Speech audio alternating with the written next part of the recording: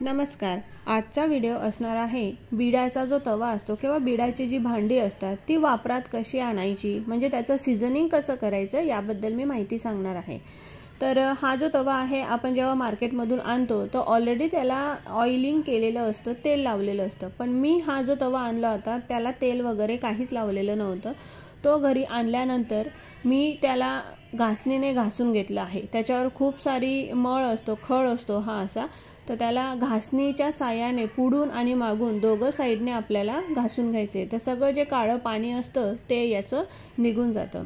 त्यानंतर थोडंसं मी dish wash घेतलेलं आहे आणि त्याच्याने परत घासणीने आपल्याला घासून घ्यायचं आहे.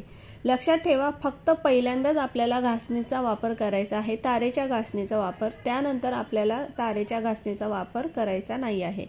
तर साबण लावून डिशवॉशर लावून आपण हे परत धुवून घेतलेलं आहे. छान हा तवा धुवून घ्यायचा आहे. धुतल्यानंतर याला आपल्याला कपड्याने पुसून घ्यायचा आहे, सुकवून घ्यायचा आहे. आपल्याला छान पद्धतीने कोरडा आपल्याला हा करून घ्यायचा आहे.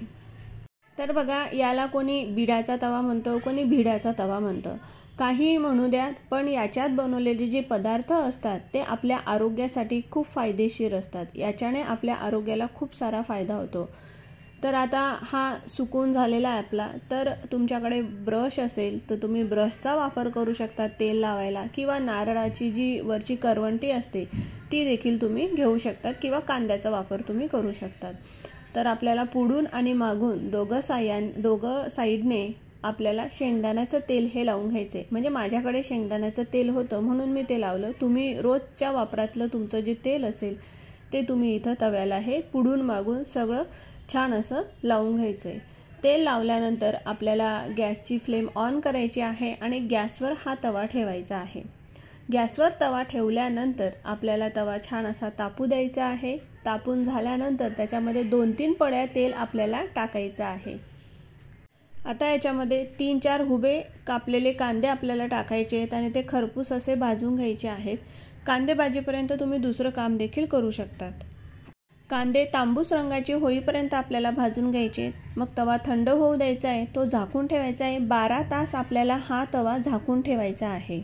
12 तासानंतर परत हा आपल्याला तवा गॅसवर ठेवायचा आहे. फ्लेम ऑन करायची आहे. 2-3 पळ्या तेल टाकायचे आहे. परत ते कांदे भाजायचे आहेत. परत 12 तास हा झाकून ठेवायचा आहे. थंड झाल्यानंतर परत ही प्रोसेस आपल्याला 3 वेळेस करायची. म्हणजे 3 वेळेस 12-12 तासानंतर ही प्रोसेस आपल्याला करायची. तर बघा, आता 3 वेळेस माझी प्रोसेस करून झालेली आहे आणि कांदे तेच वापरलेत मी. परत दुसरे कांदे नाही टाकले. त्याच कांद्यांमध्ये तेल टाकत हे केलेलं आहे. तर कांदे पूर्ण काळसर ते झाले होते. तर ते कांदे मी साईडला आता काढून घेतलेले आहेत 3 दिवसानंतर. आणि मग आता आपल्याला याला स्वच्छ असा घासून घ्यायचा आहे. आता जेव्हा आपण याला घासणार आहोत तर तारेची घिसणी नाही वापरायची आहे. सॉफ्ट जो असतो तो इकडे मी वापरलेला आहे घासणी. साबणाच्या साह्याने, डिशवॉशरच्या साह्याने आपल्याला तवा छान असा घासून घ्यायचा आहे.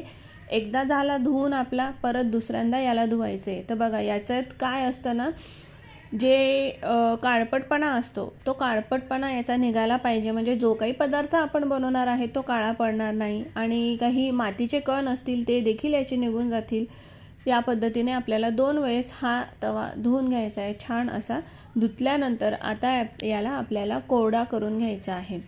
तर छान पूर्ण कपड्याने पुसून आपल्याला याला कोरडा करायचा आहे. कोरडा केल्यानंतर आपण याच्यात आता पदार्थ बनवून बघूयात.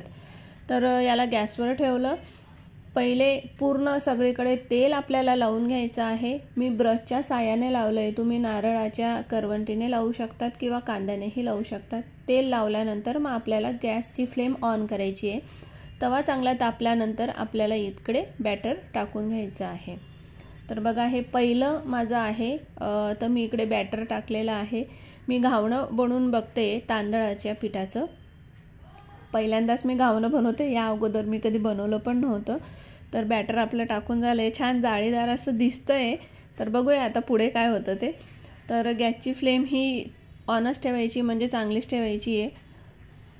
तर माझं हे घावणं जरा काही विचित्रच बनलं आहे. तर बघा, ते थोडं मुडलं आहे, व्यवस्थित नाही बनलं. परत आता आपल्याला हे करायचं आहे. तर आता काय करायचं आहे माहिती आहे का, थोडं ऑइल आपल्याला ब्रशने याच्याने लावायचं आहे.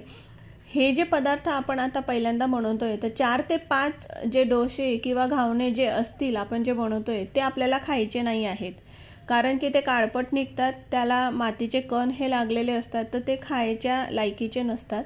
त्यामुळे ते आपल्याला काढून बाजूला ठेवायचे आहेत. आपण हा तवा तयार करतोय घावणं बनवण्यासाठी किंवा डोसे बनवण्यासाठी, तर त्यासाठी हे बघा असे तुडके मुडके निघालेच पहिले सगळे, तर हे आपल्याला असेही खायचे नाहीत. क्रिस्पी झाले होते, खाण्यासारखे असे वाटत होते, पण ते खायचे नाहीत आपल्याला.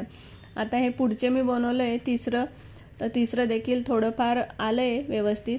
आता फायनली आपल्याला बनवायचं आहे.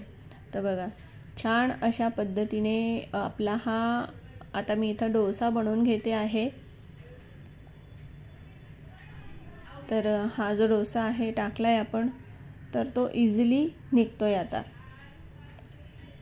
पहिले जे 3-4 होते ते निघण्यासाठी खूप परिश्रम लागत होते, चिटकत होते, पण आता आपला तवा छान असा तयार झाला आहे आणि पटापट आता याच्यावर डोसे हे तयार होतील.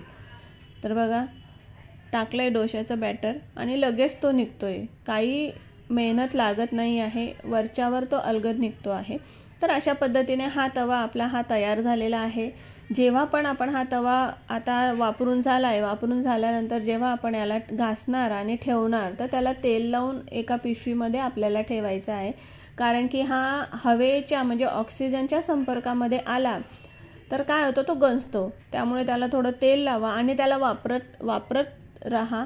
एकदा घेतला, बनवला, ठेवला आणि 3-4 महिन्याने काढला असं करू नका. नेहमी तुम्ही वापरत राहणार तर तुमचा तवा एकदम छान असणार. तर बघा किती छान असे सगळे निघत आहे. तर आता आपण शेवटचं हे मी घावण्यासारखं बनवलं, पातळसारखं, तर बघूया निघतं का. जाळीदार तर दिसतंय, तर काही म्हणतात की याच्यावर डोसे खूप छान येतात पण घावणे बनत नाही.